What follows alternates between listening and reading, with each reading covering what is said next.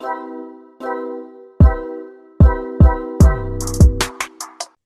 everybody, we back again. One more again. One more again. I'm Spencer, and of course we have our licensed clinical therapist, Nas. Dr. Nas. Dr. Nas. Thank you, RVD. Yes. Appreciate that. All of our Mm-hmm. wrestling fans will love that. All two of them. So, and one of them, Salim. So, Yeah. He's like, I know what that is. yep, I know. I've seen it. And of course, this is the Different Spectrums podcast, where we talk about movies, shows, and all the mental health aspects that surround them. We also love to have some laughs, so don't take us too seriously. Or do. It's up to you. There you go. Also, don't forget to run up those likes for us. We'd really appreciate it. Before we get into it, go check out Bubs Naturals and Cure Hydration, both great health and wellness products that you can check out and get 20% off your entire order if you use the code DSP20 as you check out. So why not check it out? Why not Check see? it Why out. not get the variety pack and, of the hydration packs? Be like, oh, I like this flavor. I'm going to order more of those. What You was that can do code it. again? What was the code again? DSP20. There you go. 20% off your entire order, folks. It's great. But yeah, now we also have merch. I'm also wearing it. You can get your merch from our link tree that connects to our shop page. So you can go on there and grab some merch. We have a lot of stickers. We have a lot of different clothing. We just put up more tees.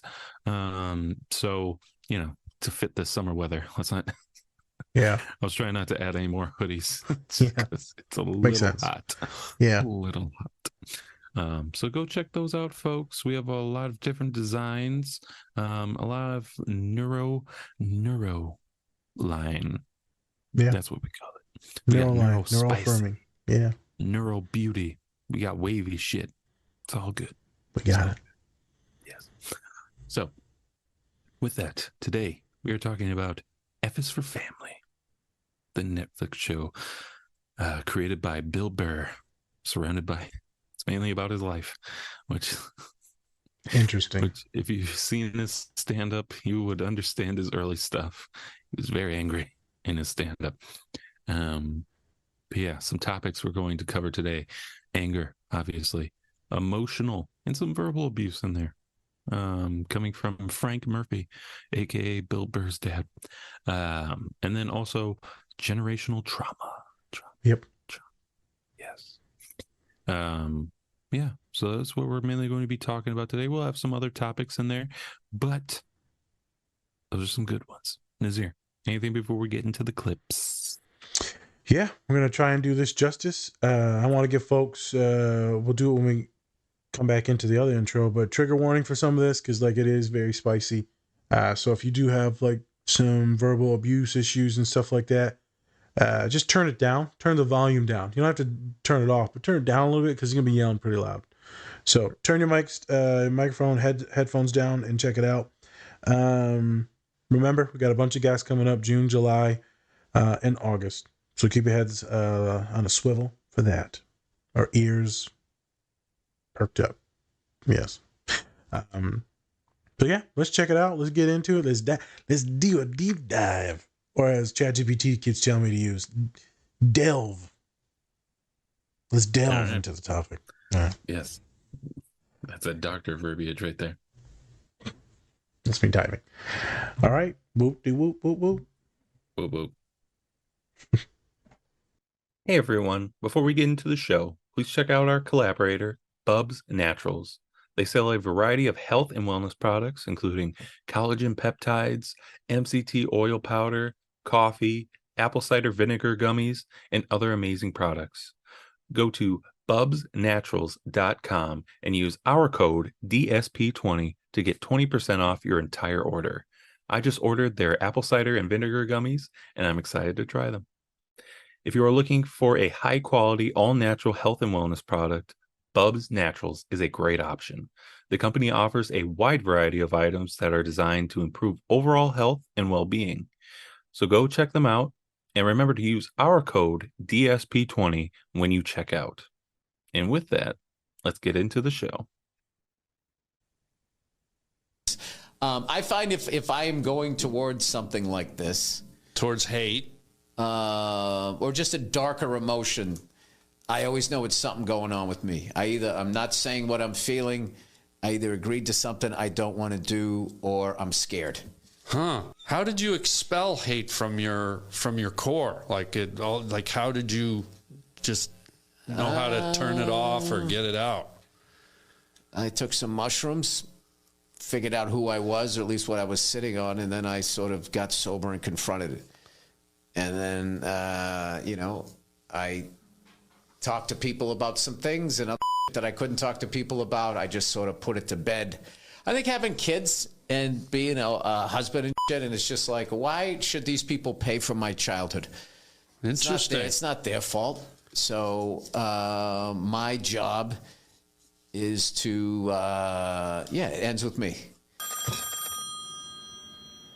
Jesus Christ. I'm not answering that. Frank, you should answer it. What if somebody got hurt? Nobody ever gets hurt at supper, Susan, okay? It's always some goddamn salesman, and I'm not answering it. Dad, we all know you're gonna answer it. You don't know a goddamn thing about me. What if it's important? I sweated blood at that airport for 12 hours today, and what's important to me is I have just one moment of peace with my family enjoying a delicious home-cooked meal. Is that too much to ask? I'm not answering it.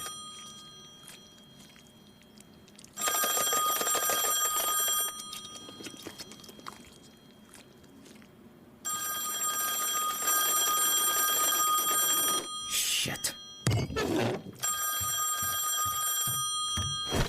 Murphy residence. Oh, let me tell you something, you goddamn son of a bitch. I don't need a goddamn engraved family Bible. You see? What'd I say? Every goddamn time. I am eating dinner with my family, young man. I don't need a $25 Bible to teach me about God. I almost bled out in Korea, all right? I have met God. What did you just say to me? You come down here and you say that to me like a man. I swear to God, I'll pull your tongue out through your goddamn neck. Why do they have to put the goddamn things on the wall? Frank, calm down. Yeah, Frank, calm down. Calm down. It's always Frank, calm down. Why is it always me, Susan? How about a little support, huh? Would that kill you? Yeah. So, how was school? Goddamn punk. Calling me at supper, huh? Won't even come to my door like a man? Hi, Mr. Murphy. Can Billy come out and play? Get the fuck out of here! I got an idea. If you don't like this, go to your room and watch whatever you want on your TV. Oh, that's right, you don't have one, because it's my fucking house. Ha ha! That's real funny, Dad. You know what else is funny? Aside from your haircut, what? This. Bella Abzug? No. This. What the hell is this? Kevin! He's flunking out, and you knew about this? I wanted your food to settle. Unbelievable. Unbelievable. You got one job. Pay attention and pass your classes. That's 2 jobs. No son of mine is gonna flunk out. I don't care. I hate school. Well, I hate my life, but I keep on doing it. I got a mortgage, I got dependents, and I gotta go downtown every damn day to run that airport. Please, you're just a baggage handler.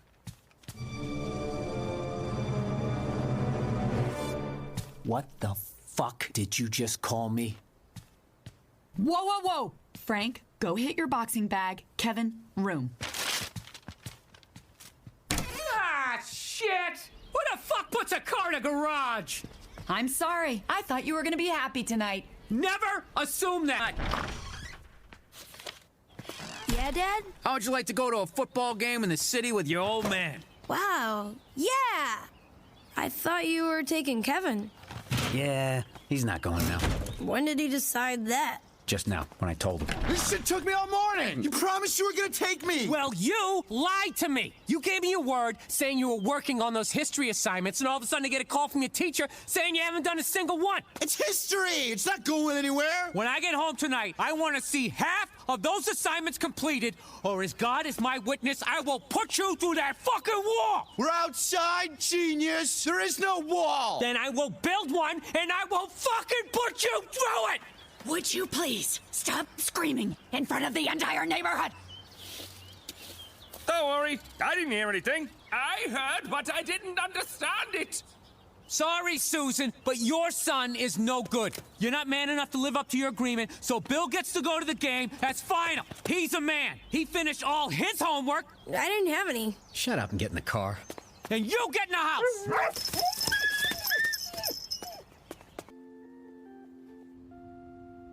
I raised him the best I knew for the times. Was I perfect? No.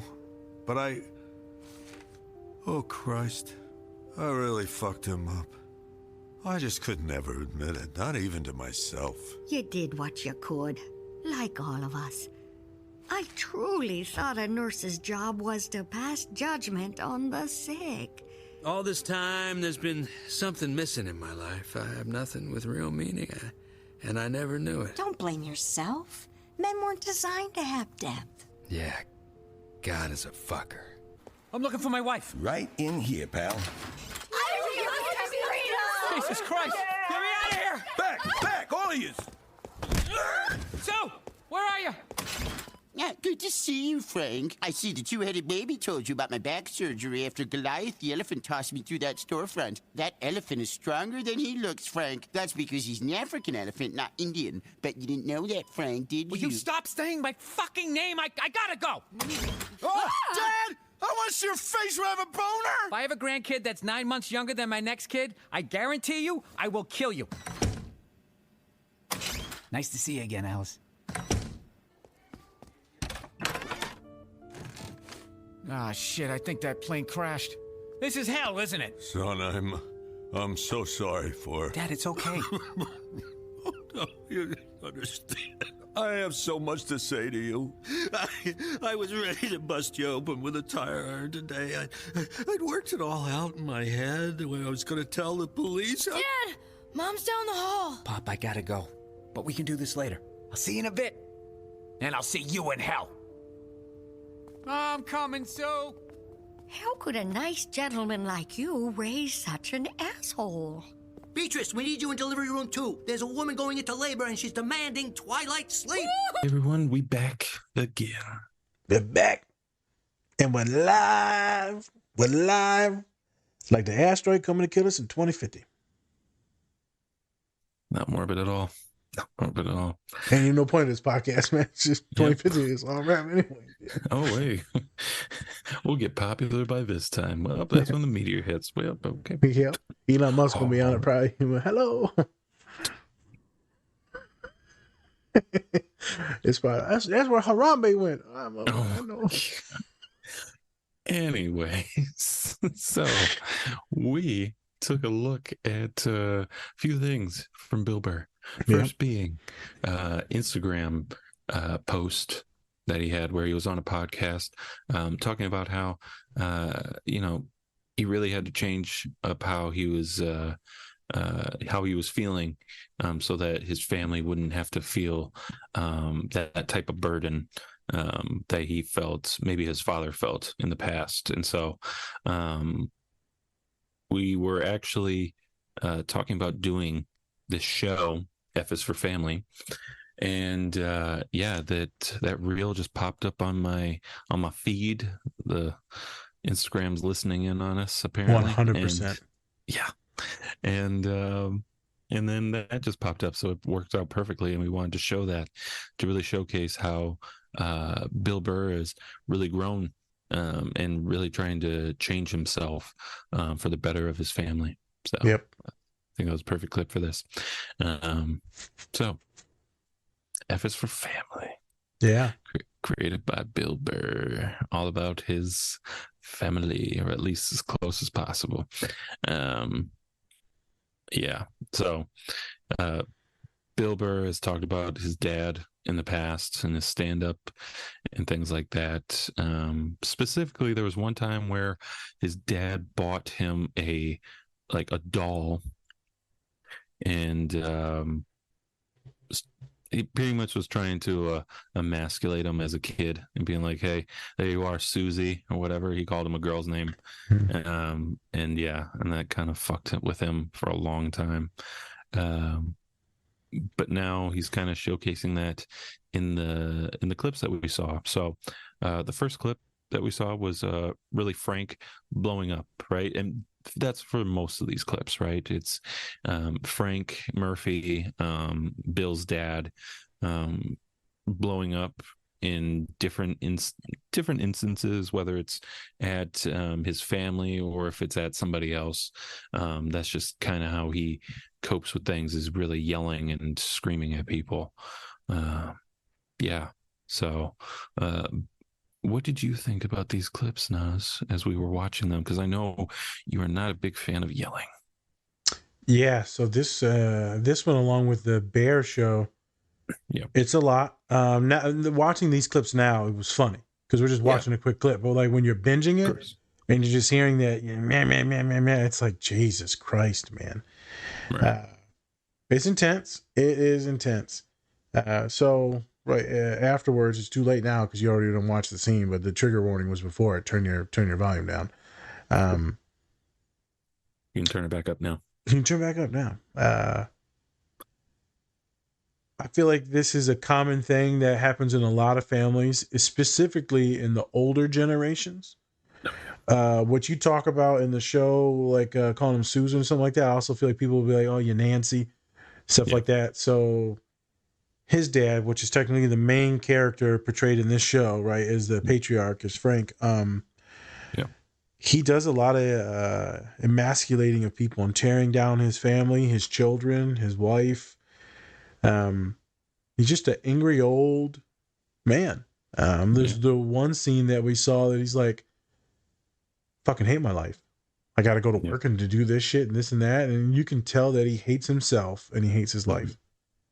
I don't know if you noticed, Spence, but as the show, according you had to, as the show goes on, he starts to get a little softer. Yeah. And then the life just gets really depressing. And then for him, it could have went real bad. He could have been like extremely suicidal at the end there. I'm not sure if he ever was, but I'm surprised that he wasn't. Right. Yeah, I think one of the things too, to go along with why he said he really hated his life and stuff. He wanted to become like a pilot, and especially back then, pilots were like the shit. Yeah, right. Top of the line. Everybody looked up to pilots. It was like doctors, pilots, right? And so, and then I think they got pregnant with Kevin, their oldest. Yep. And then so he couldn't be a pilot anymore and he had to take care of his family, which, we've seen that in a lot of cases here where it's like you had to give up your dreams. Yep. Jim Carrey's dad was a big testament to that. His dad was a jazz musician in Canada. And then so they moved to America, and then he had to provide for his family, and then he kind of lost that his dream, and so he couldn't be a jazz musician anymore. So I mean, it's extremely common. You see it with a lot of people in college and they want to go get their degrees. You see it with a lot of women having to be single moms and they got to stop doing what they're doing to take care of the kid. And sometimes you see the dads aren't ready. And it's a struggle. So you see a lot of shows where like, you stole everything from me, you fucking kid. My youth, my career. It's interesting. You can see some dynamics where parents get angry at the kid because they believe the kid ruined their life, even though you're the one that had them and got pregnant. Right. It's a very interesting dynamic, but sometimes people can take it out on the kids, which is extremely fucked up because they're innocent.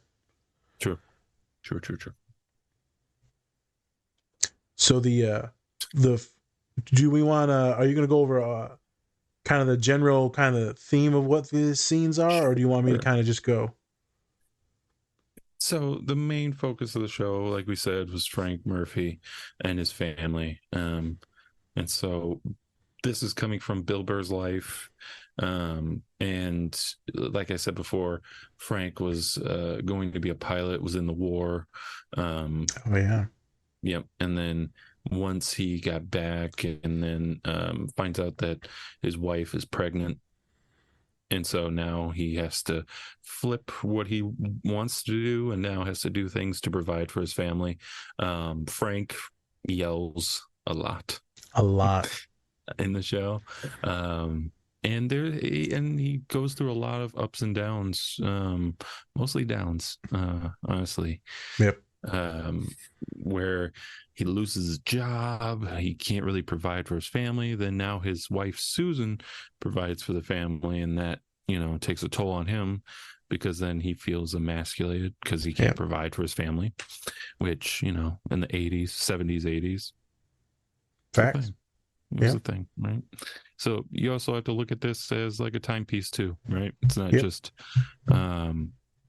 it's not going to be like PC for the most part because they're trying to be a lot more they're trying to be a lot more in that time, and so that's what a lot of those things were. And so I think a lot of people listening to the podcast, as we know, our demographic for the podcast is like 23, 24 to about 45 to 47. And so I feel like a lot of us are going to be millennials in this. So since they are millennials, some of our parents are this version of Frank. And then their parents for sure were Frank. Right. So I think they're going to kind of understand, many of them, what this is. For some of them, it'll be like a historical timepiece, our younger listeners. I think that Frank 100% needed some therapy and some love. Someone this angry has got so much tumultuous shit going on, and they just keep bearing it, and they just keep drinking and drinking because that's all he does is drink. Right. And that's it. It just never gets resolved. The alcohol or substance, the opiates back then, it doesn't solve anything. It just puts a Band-Aid on it. You don't bleed out and die, but it's like a slow death. Right. And as we see, it affects the kids. I think hilariously, you see in the very first scene, so not the Instagram reel, but the first scene, you see the mom just go, "Okay, honey, how was," talking to the kids, "how was school?" She just goes back to normal. Yeah. And that's what Bill has always talked about, how his mom would just be like, "Oh, he's in one of those moods today, so let's kind of get past it." Yeah, she's like, the one scene, "Why would you park the car in here?"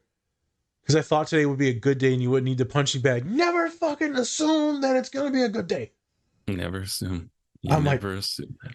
That sounds so fucking toxic. And she seems like so cool. She's just vibing. She doesn't really seem fazed by it. I'm like, that lady is strong as shit, but also, girl, leave his dumb ass.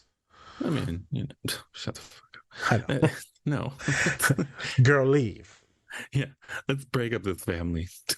Break it up. Take half his shit. Jesus Christ. Half of nothing because he's broke. So. I know, true. God, Jesus, dude. Fuck therapy. There's no punitive justice here. We're going straight for vengeance. Jesus.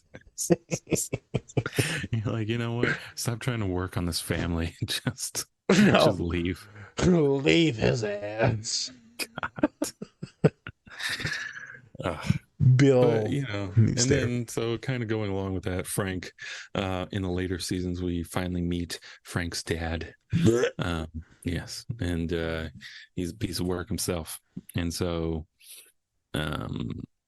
he acts all nice to like his grandkids and everything like that, but Frank, he just knows. He's like, this is bullshit. I can smell it. And then it finally comes out how Frank himself gets very emasculated, or just verbally or even emotionally abused by his father. 100%. So now it's that trickle down theory. It just keeps on going. And so And then, and then they all go like, my father was the worst. No, my father was the worst. And then like, oh, you should have seen him. My dad like stomped on my feet whenever I came into the room for no reason. I remember that. Like, Yeah. what the? So, it's kind of like one of those things where, it's just generational trauma just keeps on going and going and going. And then Bill, in the show, Bill, overhears his dad calling him a pussy, and then that really messes with them and how he feels about his dad. So yeah, just keeps on. It's just a whole thing of mess. And so we look back at the podcast that we did in Encanto about intergenerational trauma, and there's also there's word generational trauma. So generational is passed down and passed down and passed down. Intergenerational means like it's just affecting everyone inside the family, and it's passed down, passed down, passed down. There you go. So you've got so much stuff going on that we're going to get into here in a few seconds, which makes it very just interesting. And I think we got some questions coming up. Yes. Good show. It is comic relief. It's also like super cringe. It is super cringe. I think that the Instagram reel is why we wanted to like really do this, is super honest in it. And he's joking and stuff. He's like, so what's going on? How'd you figure this out? Like when you're getting toxic as shit. He's like, hey man, I might have took some drugs and I thought about myself. He said, I consulted some people and I just like really thought about what's going on. And, I don't want to hurt others because of my childhood. I don't want to go down that path. No one deserves that. This needs to stop with me. He has every excuse, and all of us have every excuse to keep being little shits. Mm-hmm. I'm straight up. You can be like, well, this is how it was done in my family. This is how we're going to do it. I had the worst life. You could kind of like what Arnold was saying, Schwarzenegger in a previous pod. Woe is me. You can just play the victim, or you could be like, no, I'm going to finally change. I'm going to advocate for myself and others to do better. And I know it's going to be hard, but I'm going to do it. Mm-hmm. I don't think there's a worse thing in life to look back and realize that you became the villain in everyone's story. Mm-hmm. So you disliked how you grew up and then you became that person. Gross. How horrible of a story is that? Is that you became you became the abuser. You became your abuser. And sadly, you see it very often. You see it with verbal, emotional, mental abuse. You see it people go through like sexual abuse too. Not everyone, but you'll see some of that repetitive behavior. And it just sucks. I have clients that have nightmares, that have OCD fears about this, about becoming a monster because they were raised by a monster. And sometimes, it's interesting to go back into the quote unquote monster and to see like, who were they raised by? Because they didn't just come out of the womb just a shitty ass person. Like something happened to twist them. So, Spence, you got some questions over there? Yes. So, talking about Frank's anger blowing up on his family, how does this really affect the family dynamic overall? Doesn't at all. Everything's really fine, and they need to just suck it up. There you go. Yep. Moving on. Moving on, you little. Well, I'm not going to use it in a really bad language. Brother. Yes. It can affect people in a bunch of different ways. So I might end up tying in some other questions by accident here, but okay. Obviously, if someone's just angry, it's going to mess up the marriage. Yeah. So maybe you can have some of that angry sex stuff that some of y'all like. But most of the time, that makeup sex. But most of the time, this is going to perseverate for a long time, and it'll probably lead to domestic abuse, domestic assault. One of you's probably going to get charged with something, and one of you's probably going to get kicked out of the house, restraining order. This is how kids get hurt. This is how people die. With that level of volatility, this is usually how something bad happens. And sadly, it's going to be mostly men perpetrating that violence on women in these older shows, scenarios. Nowadays, just shit, everyone getting the business. Everyone beating everyone up now. So, yeah. So it can affect your relationship and your marriage. It can affect the children if there is children. So we see them in here. They could have anxiety, depression, hypervigilant for a lot of different stuff. They could be worried about safety. So what we see with a lot of this stuff is they're walking on eggshells. So he says, "Don't you ever fucking think that I'm going to be in a good mood?" I'm like, Jesus, all right, bro. You need a shot, or you need therapy, or you need a bullet, because you are toxic. Sorry. Yeah, I went a little wild there. Yeah, a little bit. A little bit. Yeah. Yeah, well, you just redemption. kill yourself. Yeah, well, no, please don't do that. Yeah, don't. So everyone's on eggshells. It looks like the mom is chilling and vibing. There's no way that she's chilling and vibing unless she's putting out a front to protect the children. But you see this dynamic in a lot of movies, in real life too, where someone will step up to take the brunt of the abuse. It's usually the mom or one of the family members that takes the abuse, the beatings, the assault. But sometimes the kids will do it. Sometimes you'll see the older or the youngest one take that assault or barrage. So when you don't know what's coming through the door, that means that you do a bunch of stuff to prep. You'll maybe clean the house a little bit more, right? You'll make sure you say the right words. You won't bring bad news into the family. There's the one scene where she's like, "Oh, I was going to tell you after dinner," because she wants to like butter him up, so that way he's not as mad. That's going to create a shit ton of anxiety. That's going to create a lot of people pleasing. It's probably going to create you into picking partners that are fixer-uppers. It'll probably lead into you accepting some abuse because you think that that's normal because that's what you grew up around. So like anything's better than that family member. So even a little bit of abuse is still better than the worst case of abuse. And if you got your dad telling you or mom telling you, "I'm going to put you through a fucking wall," there is no wall. I'm going to build a wall and then I'm going to put you through it. Right. You're probably going to think like, "Look at me. I'm publicizing all of our podcasts today."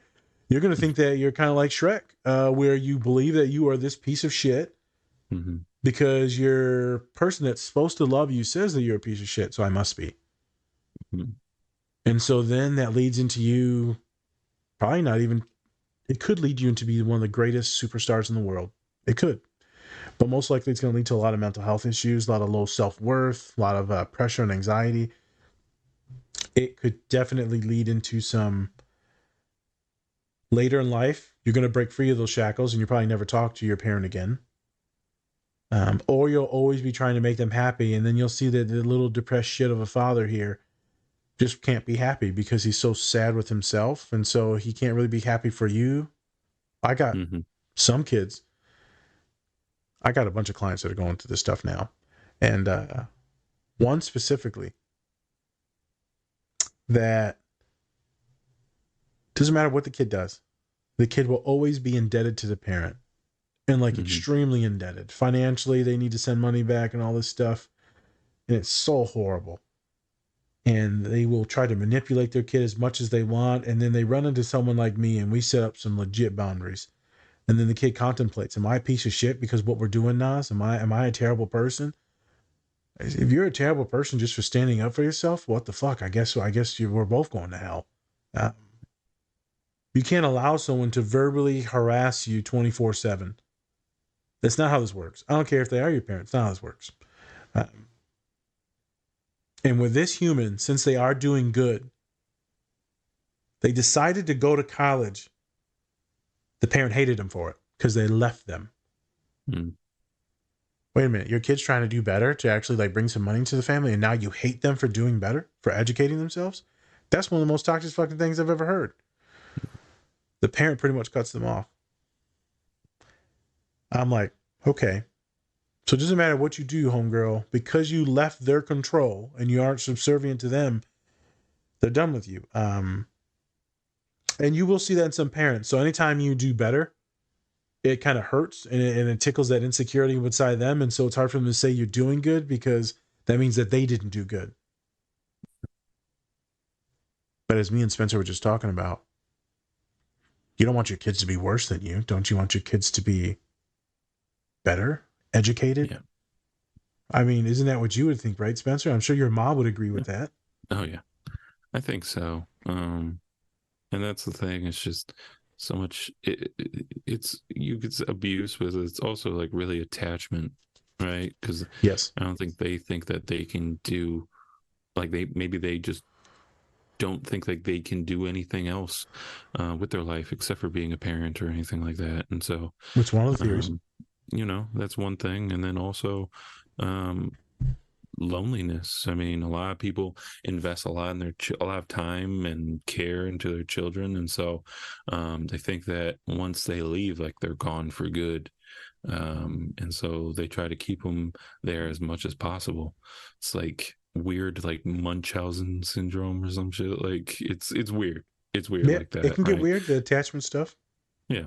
So that's why I kind of think about it. I mean, my mom in some ways has gotten to that where it's like, I don't want you to leave at all. So, like, where are you going? What are you doing? Where will you be tonight? And I'm just like, all right, Mom. 28 years old, almost 30. Calm it down. Calm it down a little bit. I'm just saving up for this money, man. I'm gone, girl. I gotta go. Bye. Yep. So. Interesting side quest we're going to take real quick. I just watched this show. I don't necessarily, I don't want to do a pod on it, but it's pretty good. It's called Wildflower. It's on Hulu. It's a true story. It's about a young woman's story arc and growing up with two parents that are intellectually disabled. The father was neurotypical, and then he got hit by a car, and then brain damage, and so he's not that functional. And then the mom is definitely developmentally disabled. I had a vibe that intellectually disabled too. I had a vibe that maybe she was neurodivergent just because some of the behaviors. But they end up having a kid together, and they cannot take care of the kid. Somehow they take care of the kid. Then this kid ends up being like a genius, and she ends up taking care of the parents like all throughout high school. And it's time to go to college now. She's like genius. She's supposed to go to like UCLA and all these top schools, and she's like, I'm not. And the counselor's like, why? Because I have to stay home. He's like, no, you don't. He's like, you don't understand. I have to stay home to take care of my family. They literally just got arrested the other day because the mom had bought some alcohol for some like 12-year-olds. And she didn't know. She didn't care. Right. And the counselor's like, hey, they were fine before you, knucklehead. They raised you when you were a baby. You weren't raising them. So they'll be able to do it. Perfect moment in the car. They're driving in the truck at the end of the movie. She's like, Dad, I'm not going. He's like, don't you want me to stay? He's like, no. I had you so you would be better than us. I left my mother to move and start this family with you. We moved into our van. It's time for you to go and leave. And you can see how sad he was and how scared he was, but he wanted his daughter to have the dream that he had to raise his own family. He's like, you have to go. And I was like, fuck yeah, Dad. Because he could have stayed dependent like you just talked about and had the kids be there and like ownership. It's like, no. You're going to do what I did. Me and your mom will be okay. I'm not going to lie. They might not be okay. But he's like, hey, we lived in my van before. We'll figure it out. You take this Bill Burr individual, and if we're being honest, if I was to therapize him, I would say that his biggest fear is that people are going to leave him and mistreat him. But his behavior is the reason why his kids will hate him and his wife will eventually leave him or hate him. So he's literally making this nightmare come true based on all the trauma from his father. He's literally manifesting it into reality. And then that's when it would come the suicidality, because now you've become the villain and you've lost everything and everyone. Just like you hate your dad, you don't talk to him. Now your kids hate you. I think that's when a lot of people are like, fuck, I did it. Happens with me every once in a while. My mom or pops will come out some versions that I'm not the most fond of. And a lot of it sometimes is the trickster in me too. I'm not talking about volatility. It's the trickster. The sly, the slick Willy, the little con man, con woman. Yeah. So there's a lot of stuff that comes out and I'm like, I feel like Rumpelstiltskin and Shrek.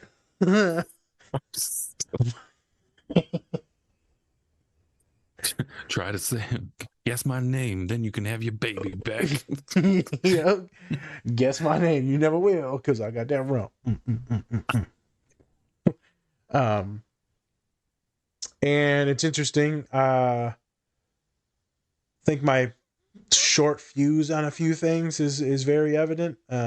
So if we're backtracking, my mom was like this. You had to walk on eggshells around her. People will call her bipolar. She was not bipolar. Definitely had a lot of trauma and like a borderline personality disorder. And, you had to be careful, man. What you said or what you did, you have to make sure things are in the right way, because if she comes home in a weird attitude, you don't know what's going to happen. And she would flip on a dime. It was intense sometimes. Pops never like that. Very predictable. Now if you pissed him off, then he's going to get, you're going to go full Sammy Z on you. If you pissed him off. Where mom, it didn't matter. You'd just be sitting there vibing, and then she would just change. Right. It was terrifying. And everyone knew it, and everyone was on guard. And she ruined so many relationships. And the reason why I bring this up is because she wanted love and connection, but her behavior and attitude pushed everyone away. And she became very alone at the end. And people can, if family members hear this, people can say that she had a wonderful life, and she did, but there was a deep sadness that was always there that she tried to hide with alcohol. And anytime you tried to show her a little bit of love or kindness, she would tank or get angry. She just couldn't handle the big emotions. She couldn't. She would deregulate like Frank. So Frank blows up. He goes ziggity fucking boom. Yeah. Brown families, we go ziggity boom, and then now it's time to fight. Violence comes out. There is no just this verbal abuse stuff. This to me, sorry, but this to me is this soft stuff. You get into these Mexican and black families, like, right, you getting your ass beat, not whooped, beat. Spence, you made not a joke, you made a reference earlier, like where they were talking about their dads. My dad's the worst, this dad's the worst. And he used to step on my toes. I remember being on the bus when I was at Lansing Sexton, and we were going, yes, because I remember the dude, his nickname was Bear. Little cool dude. He would talk so much shit, boy. He had one part of his hair was waves, the other part was curls. Jesus. It's hilarious. He got all the girls. So we sit on the bus, and we were going to a game, and he was talking so much shit. He said, "Man, my mama whooped my ass so bad the other day." And we were just talking about stories about our moms whooping our asses. It wasn't even jokes. It was just It was not jokes. No. We were just like, "Man, don't you go home today, boy. You're going to get your shit torn out of you." And I tell people this joking, and like specifically like white folks or white women, and they're like, "Oh my God, that must have been so hard for you." I was like, shit, it was fun as hell talking about it on the bus. Not during the moment. That was a whole other story. But, yeah, actually getting whoops was bad. Yeah. When you get blood drawn multiple times, it is not good. Blood is not good. Or concussions, it wasn't a good time. Child CPS getting called, not a good time. What would you say is the reason why people, especially people of color, that may seem like abusive and things like that, like the parents and stuff, why do you think like that's more okay? Prevalent. Why is it more prevalent? So I'm not sure if you actually know the answer to this, and you're doing a leading thing, but there is some evidence to show that it actually originated. There's a lot of good evidence that shows that it originated back from slavery. That you would, if your kids were to mess up, and the leader of the house, the master of the house, right, the owner of the house was to find out, or maybe whatever the officer is in charge, they would beat that kid so horrifically, or maybe even sexually assault the kid. They would probably almost kill the kid. And so family members began beating their kids. That way they didn't have to go deal with, they would never mess up ever again, because you just got beaten by me. I know you're never going to mess up again. And so it became like this passed down thing of a little bit more violence and volatile as a protection, not because we like hurting people. Right. But we're so scared that you're going to do something to get in real trouble, or you're going to go to school and get kicked out of school, or the police are going to get you. And so I'm going to beat the living shit out of you to make sure you will never do this again, because you're going to be terrified that that belt's waiting for you. Right. And I'm not going to lie, bro. I would mess up at school, and I'm like, hey, man, I don't care what we do. In school suspension, right? I'm thinking in my head, like, oh, we don't tell mom. Good shit. And they'd be like, well, we're going to have to call your mama. Shit. Ugh. And I already knew, boy, I was waiting. I was waiting for her to come home because I knew it'd be a wrap. It's going to be some lashes. And it's out of old days, out of protection. And people may not know, but a lot of Latinos, a lot of Native Americans were actually in this slavery as well. And a lot of them were murdered as well, right? And before slaves were coming over, so a long time ago. And like when America was taking Texas, which is technically Mexico at the time. So you see a lot of this intergenerational trauma, which is what we're talking about now. So I know I make fun of we make fun of white folks a lot, people of color. Yeah. For be like, man, this ain't real abuse. Your mom put you in a timeout. That ain't nothing. Yeah. I takes the screaming. I'll take a screaming all day. I'll go to my all room day. all Yeah. day. Shit. Go to your room. You can Like slice that a Dave piece of Chappelle sketch. Go to your Wait a minute. You're saying I just go to my room and then that's my punishment? And then whips out the lotion and he's just like, well. Oh my God.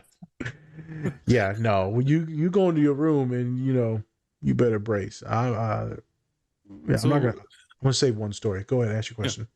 Well, since you've been on the other end of, especially when you could say abuse, physical, what are your thoughts on that? Like, what are your thoughts on, doing that to kids and stuff? Would you do that to your kids? Not to that extent, but would you, spank and shit like that? Everyone's got a different opinion on this. Yeah.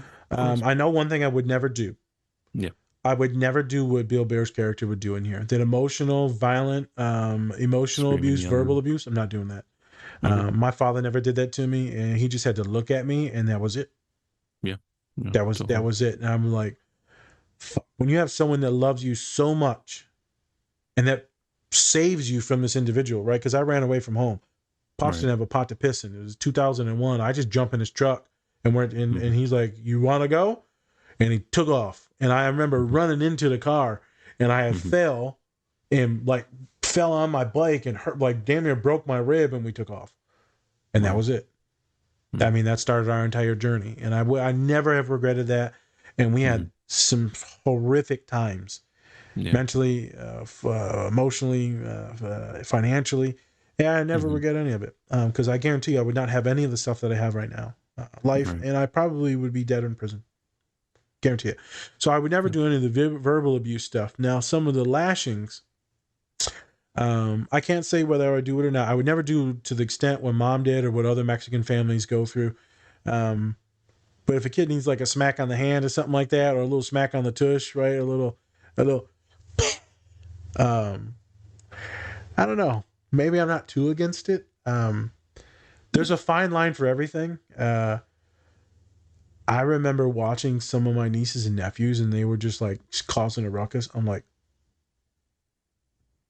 I was like, I'm about to shake this kid. And then I get into college, and I was like, you can kill people by shaking them. I was like, oh my God.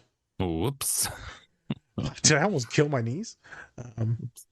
I remember I went back to Texas, and I told my my brother-in-law and my sister, I was like, yeah, so I might have shook your daughter when she was younger, not a baby, but she was younger.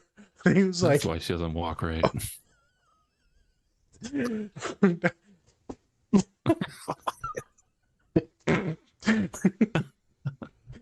Well, thankfully she was like legit some soccer player, and she got into college, so she's doing good. There you go. Beautiful girl. No limp here. Yeah, no limp here, girl. But I remember in that moment, I was like, fuck, I'm going to be like mom. I do not advocate for any of the extreme violence. I don't. Verbal, just to degrade someone and to tell them that you're going to hurt them in these certain ways. It just doesn't make sense. So I've been lucky enough to be a counselor in these schools, and they teach you on how to like help children in therapy and how to set an example. Like, this is what good people do. We're good people, aren't we? We want to be good people. This is what good people do. And then you see the studies where the kids actually like, oh shit, I want to be a good person. Right. And if this is what good people do, they're like polite and kind and empathetic, then maybe this is what I should do. Because the kids are going to mimic and role model whatever they see. And I'm not going to lie, I mimicked a lot of things that I saw. Yeah. The amount of things that I did because I was watching it, a part of it's neurodivergent, but right, I would swear, I was violent and volatile, I was aggressive, I would steal like no one else. Department stores, friends. I remember we were in second grade, and this is still all on story with the show because we're talking about intergenerational trauma. Yeah. I remember everyone was playing with Pokemon, and I was stealing people's Pokemon while they were playing. I remember specifically the principal came, and he said, Nazir's got it. And I said, here, I'll show you my deck. And I was like terrified. I flipped the 2 cards over, and then I just shuffled through it kind of quickly. And they're like, look, it's not even in the deck. You can't even see it. Oh my God. I remember riding my bike to the dollar store. So the stealing of the cards was 5th grade, the Pokemon. The riding my bike to the dollar store was probably middle school, 6th, 7th grade. I would go to the dollar store, steal a bunch of canned chips, bunch of chips. I stole all types of chips, and they were in these like little can things, canisters. Yeah, like and Pringle cans, right? yeah, kind of like that. Yeah, but it was all types of chips, and I would sell them at school. But because I was watching family members, aunts, uncles, aunties, mom, right? They were stealing and selling. And so what did I do? I stole and sell. And people were like, I was an entrepreneur. I was like, I was an entrepreneur in fucking 7th grade. Chill the fuck out. Calm down there. All right, buddy. Yeah. All right. I was running schemes and games when you were, let me be nice, when you were still sucking up to your dad, getting your college paid for. Calm down with your game development. You see, I got a little Bill Burr in me too, man. I get a little volatile. I'm a little toxic. Blow up a little bit. Yeah, I'm a little toxic. Fucking wall. I'm still millennial. I still don't like some of these Gen Z motherfuckers. I know they ain't listening, so I can say that. I was talking to a client the other day, homie, and I said, man, I feel like I'm 50. I said, how old are you, kid? She said, I'm like 27. I thought you was 17. All of you were 17 in my eyes in my office. Y'all a bunch of idiots. They all look like it too. Just like, yes, you look like you're 15 years old, and you're like, I'm 25. The fuck? What? Jesus. Only 3 years younger than me? Yeah, Gross. were you in the HBO Euphoria? How old are you? Like 40 Seriously. playing 7-year-olds? Crazy. Yeah, that's what I hate about Netflix too. I'm like, oh, this is a high school show. And I'm like, all you are 30. Yeah, you can tell. Look at their eyes. Look at Yeah. their eyes. Look No at- matter how much makeup you put on, I know the bags under your eyes. How you got crow's feet, but you 16? It's got raven's feet. Even bigger. Yeah, like, dude, you got full steroid face. Like, bro. Steroid. So fucked up. You got Bill's Posey face. Sorry. So it's interesting, this intergenerational trauma. So I know I got a lot of toxic things in me, which does make me scared about kids. I know we've talked about Colin, and his parents weren't necessarily abusive, but they had a lot of addiction issues which he's talked about on the pod. So it's free game, alcoholism, right, crack addiction, all that stuff. Very poor, and so he was worried about himself being a bad father, and so it stopped with him. His brother's a good father as well with 2 kids. Yeah, 2 kids. It doesn't have to continue. No, it doesn't. I think that I was heading in a dangerous way, even with still my father. And he would say something. He would say something very toxic to me. He's like, "You're just like her." He's like, "You're just like your mother." And I'm like, "Don't you say that." He's like, "You're just like her. That's that devil in you, boy." And I would get so mad.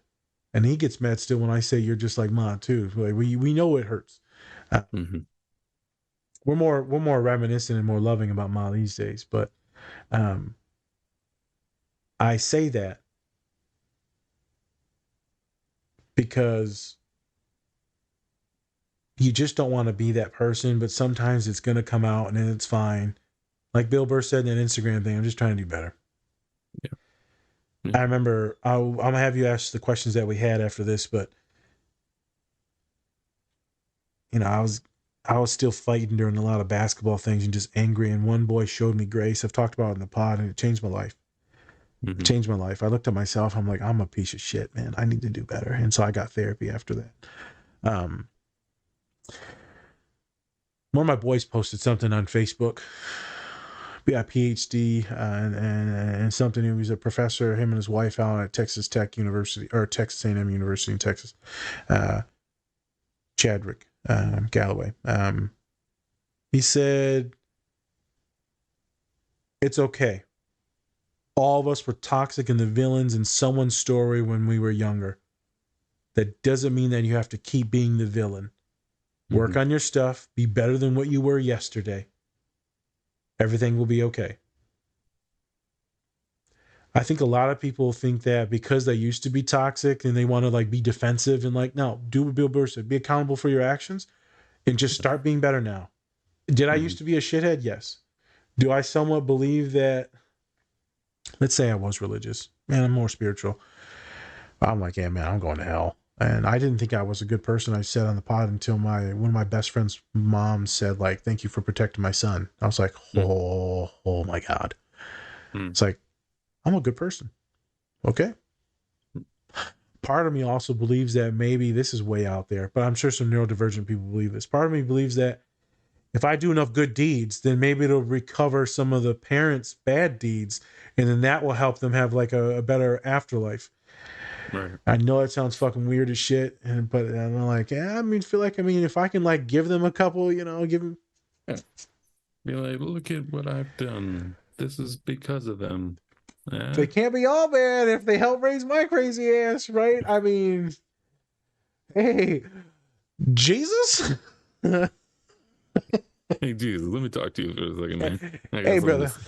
Well, I know you was Arab or Jewish. You know what I'm saying? You my people. We all the same people as Arabs. Nope. I'm about to have a lot of Christians come on to this show. Oh, here we go. That's a damn lie. He was white.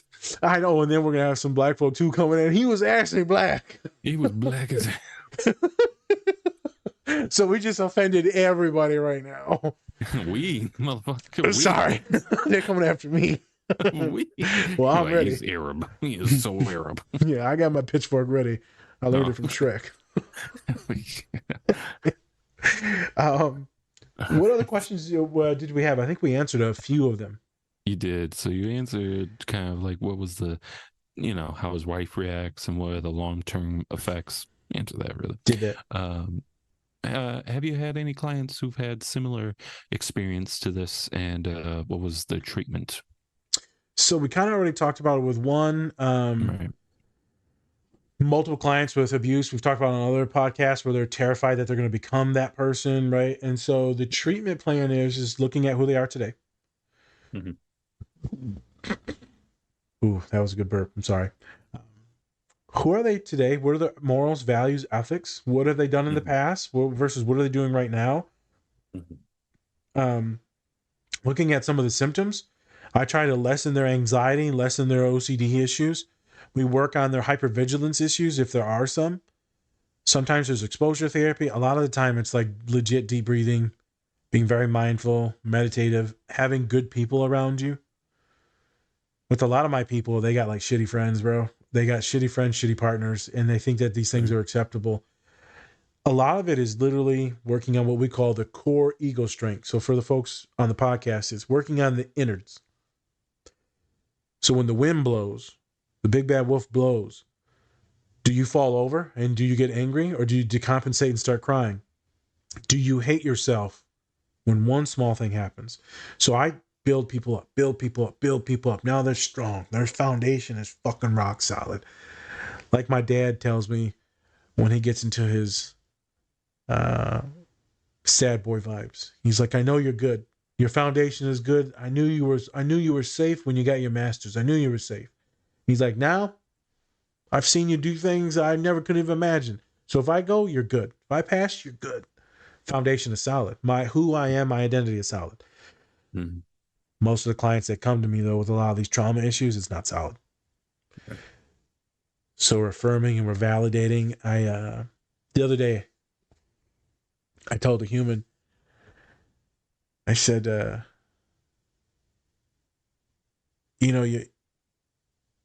I don't understand. They said, well, what are you talking about? The person that sits in front of me, what are you talking about? You should be so much more fucked up than what you are. And they just start bawling their eyes out. The issues that you went through with your family, non-existent dad, mom that's horrific, single child, right, doing your thing, and you're still kind and you're empathetic and you're giving people some grace, but you're also setting boundaries now and you're in a fucking PhD school at one of the best schools in America, legitimately. You should be so toxic. You should be accepting men that are horrible, that aren't even worth, that not even like nasty or mean or verbal, just like not good or maybe unattractive but your what's your bar? So it's high. It's not extremely high. Like it's just high. Like you know what you want and you're fighting for it. And so when it doesn't work out, you get devastated. That's fine. You get devastated if it doesn't work out. But the fact that you're not accepting less than doesn't make sense. In my brain, you should be more traumatized to put up with more shit. I think you're doing pretty good. And they're just sitting there crying. They're like, thank you. And I said, I'm doing my best to make sure you understand that this is a compliment. And I said, she loves New Girl. And I said, you know, Nick Miller. She said, I hate Nick. Okay. She likes Schmidt. She's a Schmitty girl. Red flag. Red flag. She doesn't like the chaos of Nick. She's got a lot of anxiety, and so Nick brings too much, chaos. It's fun chaos, but it's for someone like anxiety. They like the Schmitts. It is and it isn't, right? Okay. I really want to get into this, but you know what? Keep on going. No, okay. You got it. Yep. So I'm going to lead you to this. And so I said, okay. You look at Nick. I think it's in like season 1, and Jess. I stole these lines from Jess from New Girl. He's fixing the plumbing, and he's banging it, and he's angry as shit. And then Jess, at the end of the show, she's like, I get it. I'm angry too. If I had a dad like that, I'd be angry as shit. Mm-hmm. You should be so much more fucked up than what you are, Nick Miller. He's like, thanks, Jess. Yeah, help me go fucking fix this goddamn sink in the kitchen. He's like, do you want to bang some stuff around? She's like, I want to bang some stuff around now. Because his dad's like an alcoholic addict. He's like a gambler. He's con man. He's kind of terrible. And we see his mom wants him to like fix everything. And so Nick actually in the old days was a lawyer, a New Girl, and like super anxious, OCD, trying to help out and support all the family. He's like that high functioning kid that tries to protect the family. Right. And then he ends up getting burned out, kind of hates himself because he realized he was only doing that because of his trauma. And then he became just a dude that enjoys life by just working at the bar. Trying to get a cell phone, couldn't get a cell phone. I related to him so hard. I didn't have a cell phone for 10 years. What? Well, he didn't have no credit. Yeah. He had no credit. No credit at all.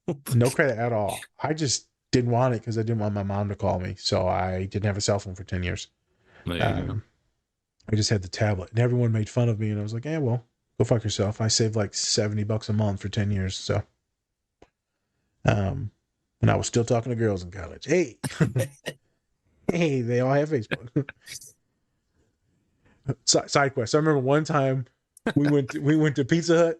Yeah, me and my boy Little Mike, and me and this girl were vibing. I'm like, damn, man, I ain't got no phone. You got a pencil? He's like, why the fuck would I have a pencil on me? What the fuck is a pencil? So I can write down a number. What grade is it? This was in college.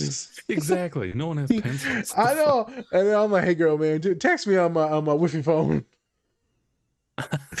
On my Wi-Fi, you my text my man's phone, and then I'll get the message, and then I'll relay the message to I him. might have said that. I just said it was super weird. Long story short, it did not work out. Hey, I got a number for a payphone. If you're ready. Dial 1-800-ATT-COLLECT. I'll be there between 10 and 5. So I'm there for you, girl. Yeah, girl. Hello? I'll be there for 30 minutes at the payphone. Hello? Hold up. Crackhead Jimmy trying to get the phone again.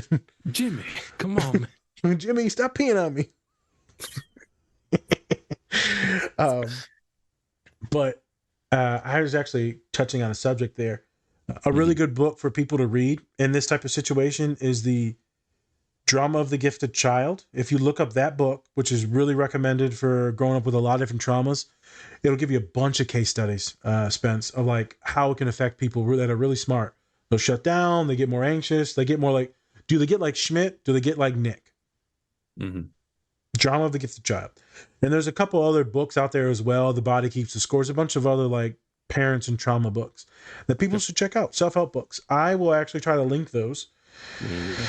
I think now that the podcast is starting to catch some fire, I will start to put some of the PDF books I have in the link tree. There you go. Yes. So I'll put those in the link tree soon.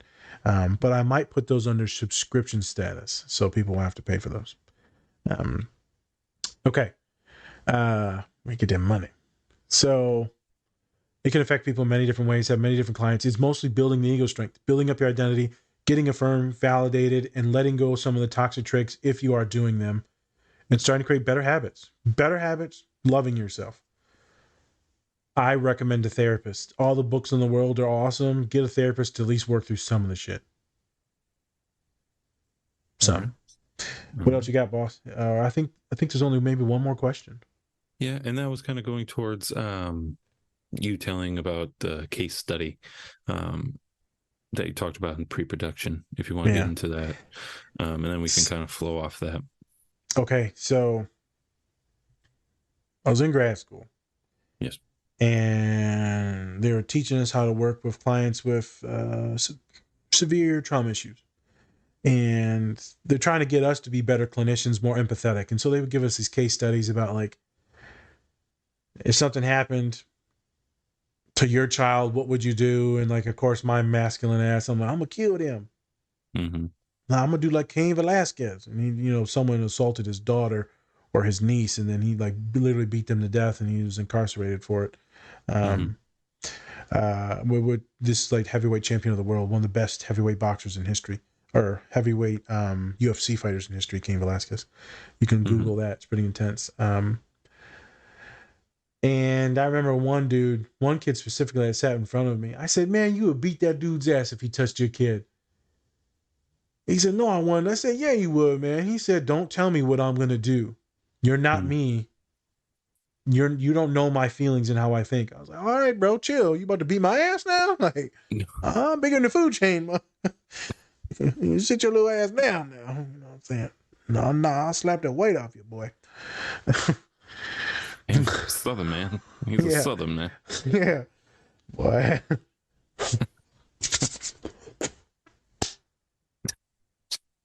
Yeah, do the rock to you. And so I think I started to change my mind about violence then. One of my other boys got at me like, "Hey, man, you want to give your kids everything that you didn't have, right?" He said they're going to have toys and a loving family, and they're going to have like quality time, and they're going to go to the best schools. And he's like, they're going to be privileged. And I said, "Yeah. So you're going to hate your kids for being privileged?" And I was like, "Fuck you." Making me think. Yeah. Damn you, this. Patrick. His name was Patrick. Damn you, Patrick.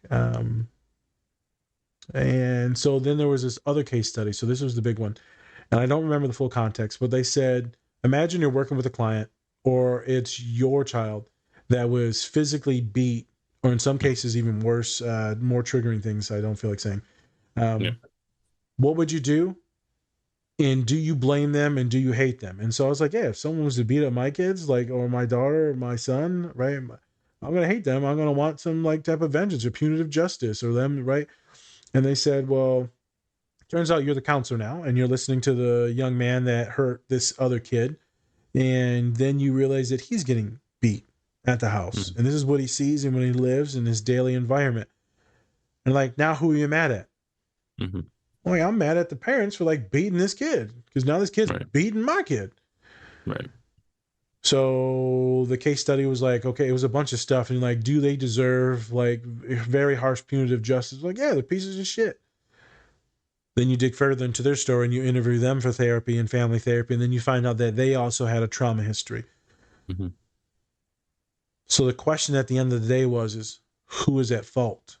Are Right. all of them at fault? Or is it just one of them where it originated from? Right? Do you want to go all the way back to like the descendants in slavery, like we talked about, the generational trauma and lashes that we've gotten as kids? Or do you want to just do the grandparents or the parents? And a lot of people picked it's all their fault. Some of them picked the origin ones. But then some people also just said it's the boy. He should know better. But then people were like, but he's young. How's he going to know better? He's just replicating. It's the parents that are older that should technically work on the trauma and not abuse the kid. Right. So is it the grandparents? So I was landing on that it was the parents' fault because they're Bill Burr's age. They know better. Yeah. Totally. Yeah.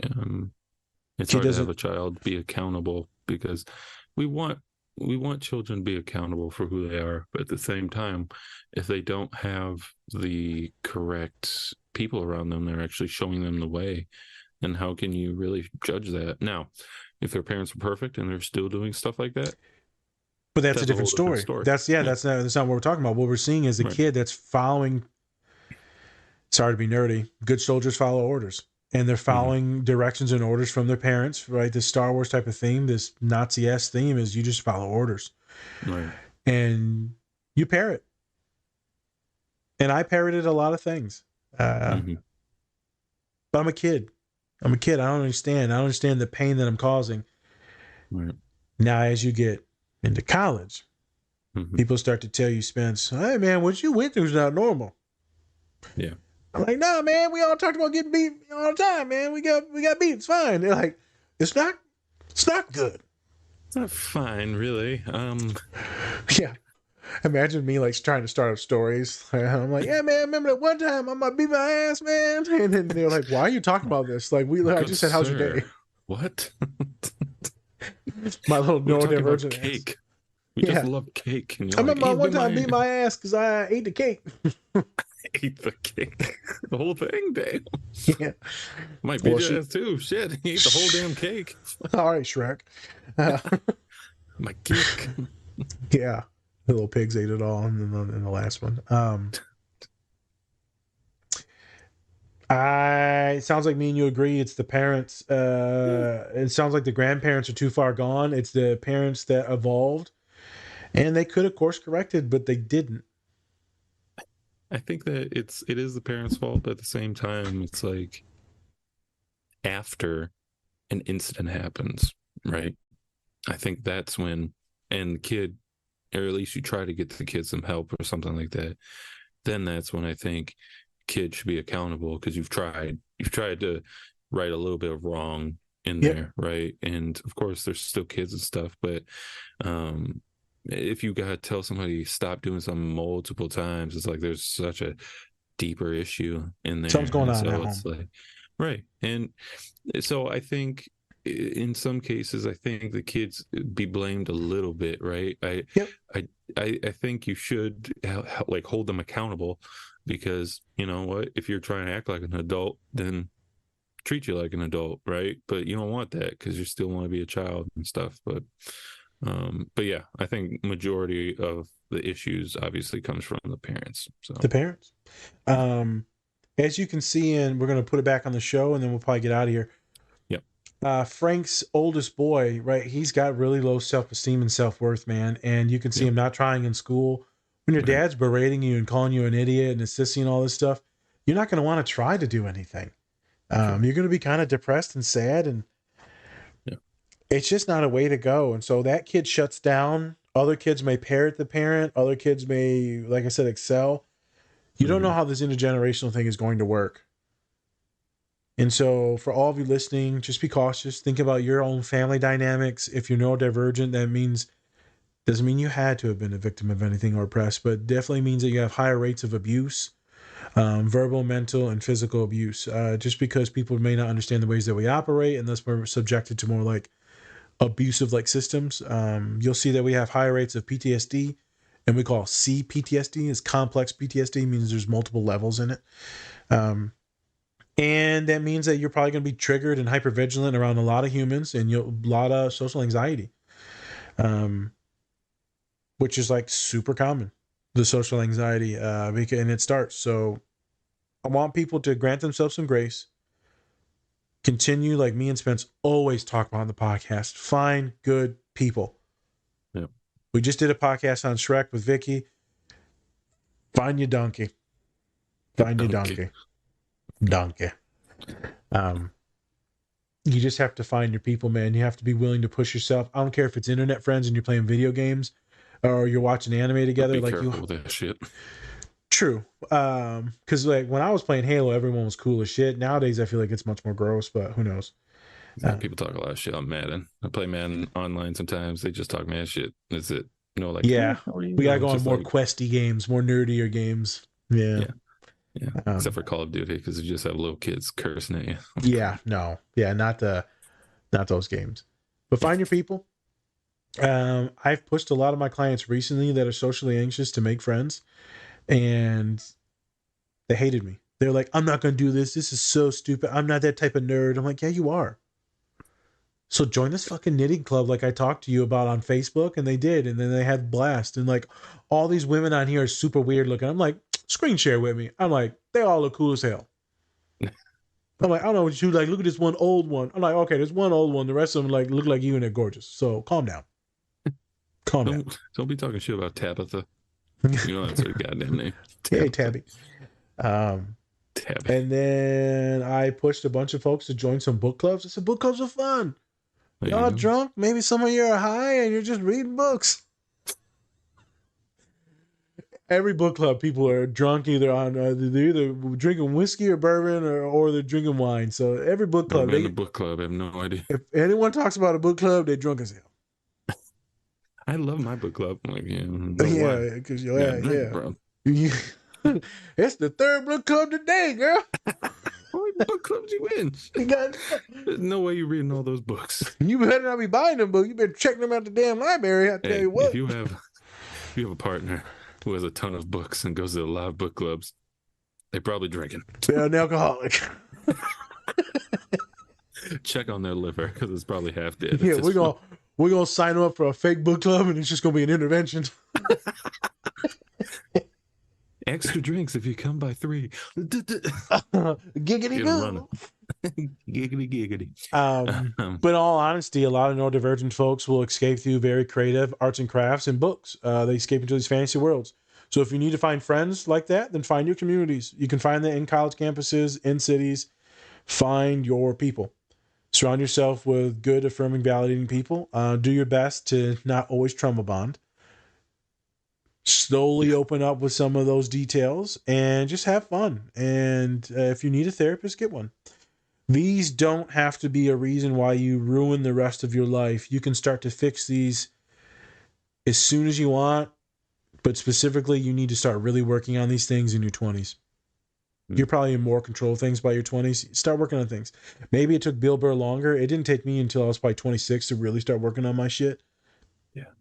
Hey, man, hopefully I'll live another 60 years after that. So, I mean, where Ma chose not to work on it. And, she passed away at like 60-something, 65. So, work on your stuff.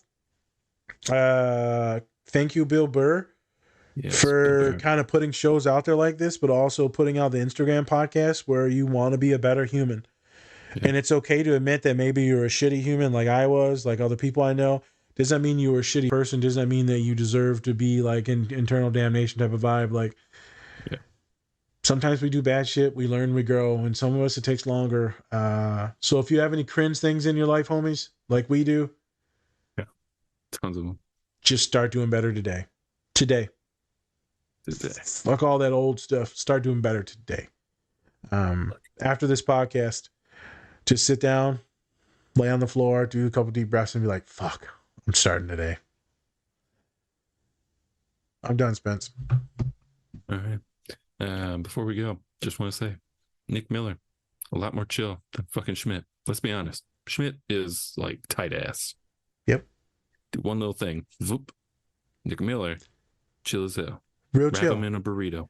That's why I like him. But some of my girls like Schmidt because he's that OCD, clean cut, fit body and all that. Nick's like Nick's technically the fat one in the show. I know. He's like, he's fat. I'm like, this motherfucker weighs like I'm down. 140. Maybe. Yeah, I know. Yeah. There was that one season where he lost a lot of weight, and I was like, what's wrong with you? What's happening here? What's happening? What's happening? Put back. It's kind of like Rob McElhenney from Always Sunny. Like Yeah. he gained one season, he gained so much weight. So much weight. So I heard every morning he had the on stage person give him a pint of ice cream every day. A pint of ice cream every day before he started the show. Every day. That's crazy. Yep. And now he's like buff as shit. Yep. Like ridiculous. So, but he even posted like a thing on his socials about how it's like, oh yeah, all you have to do is just get a personal trainer. You know, he's being very sarcastic. Personal trainer. Don't eat after like 6 o'clock. Only eat carbs, no sugar or anything like that, and all that stuff. And so I was like, fair enough, Rob. Yeah. Fair enough. Yeah. But yeah, that's all for today, folks. Thank you for joining us. Like we said before in the beginning, check out Bubs Naturals and Cure Hydration, and use our code DSP20 to get 20% off your entire order. They have great products, so go check them out and try it out. Why not, right? And then also we have our merch. Go check that out. We have tons of great graphics, tons of great things. Order them because they're fantastic. Yeah. And then also go check out our link tree. Has all of our info as well as some self-help resources in there. So many things are in there. Go check them out. And then if you do by chance use any of our resources, please leave a tip. Since Nas put a lot of time into that. So yeah. Thank you very much, everybody. We are going to have more guests on in the coming months. So check us out as we get more guests on. We're getting popular, folks. We're getting popular. Jesus. I'm dancing, folks. Sorry. Scare the shit out of yourself. I know. All right. Jesus. Have a good one. I'm Spencer. That's Nas. This is Different Spectrums Podcast. Bye. Much love, people. And remember, take care of yourself. Or don't. That's up to you. Peace.